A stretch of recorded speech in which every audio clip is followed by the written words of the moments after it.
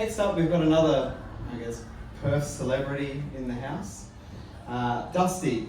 He's a permanent fixture of outback Western Australia, mostly because he spent 50 odd years taking wrong turns and accidentally sort of settling there. He's best known as a yarn spinner of legendary proportions, most notably for becoming the only man to successfully empty the hall of the Yarragarumba, and I really appreciated that one, the Yarragarumba Hotel Yarn Spinners Festival after a 4-hour story involving a rogue emu, a stolen meat pie, and a near-death experience that later turned out to just be mild sunburn. Please welcome Dusty Rhodes.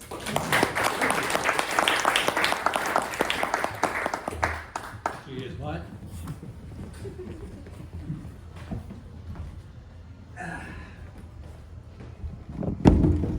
Well, g'day. Hope you're sitting pretty, because I've got a story for you. It's about the town that stole a pub. Now, there's some who say this is a true story, right? Bert, long-serving publican of the Flippin' Arms Hotel, woke late as usual that fateful Sunday morning. He staggered from his caravan to the temporary pub, a transportable building which sat on the semi-trailer, conveniently right next door.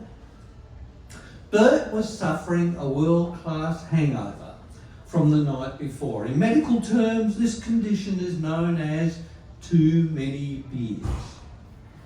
He smacked his lips at the thought of the first cold one of the day, hair of the dog, waiting just behind those locked doors. He pulled the key from his pocket and raised it to the lock, then stopped, with the key hovering in midair. There were no doors. Bert frowned. Worse, there was also no pub behind the doors that weren't there. He squinted hard at the empty patch where the building had definitely been some hours earlier. No luck. Crikey, those Red Gully bastards must have nicked it. The transportable building had only been brought in a week earlier after the original hotel burned down. Blue Lake held the only hotel licence within 50 kilometres, a fact that annoyed the residents of nearby Red Gully beyond what most doctors would consider healthy. Red Gully, so named because an early local farmer, Redmond Red Salter, dug a huge ditch for no apparent reason, and which the local christened Red's Gully in his honour. The name stuck, becoming Red Gully as the town grew. The good folk of the Red Gully firmly believed they should have the district pub because their population was bigger by the count of 5. Unfortunately for them, Red Gully sat on the wrong side of Blue Lake, which was not actually a lake so much as a creek, and in summer, more of a dusty suggestion of a creek. Meanwhile, the proud band of Red Gully conspirators stood outside the stolen pub arguing, specifically about whose job it had been to nick the key from Bert's caravan. One after another, they tried the locked doors, pushing them sort of thoughtfully, as though persistence might somehow convince them to open. Inside, locked in and safe behind those doors, sat several kegs of ice-cold beer, perfectly drinkable, mocking them. Several grown men openly wept. The operation itself had been flawless.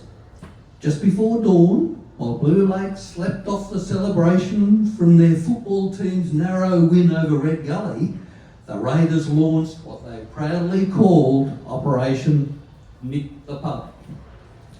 The footy team put up their hands for the job, mainly because they were out for revenge and because their coach owned the largest truck. Under the cover of darkness, and in total silence, they backed the prime mover up to the transportable building, hitched it on, disconnected the services, and then, in a heroic display of stealth rarely seen outside cattle stealing, pushed the truck and semi-trailer a safe distance from town before daring to start the engine. I've got to talk fast because I haven't got much time left. The heist had been perfect, right up until they realised the beer was behind the doors, which were still securely locked. Several of them quietly observed that they had successfully stolen the only pub where they couldn't get a drink. Finally, the coach spoke up with a thoughtful solution to their dilemma. "Anyone got Bert's phone number?" he said. "Maybe we should invite him over for a beer, but only as long as he brings the bloody key."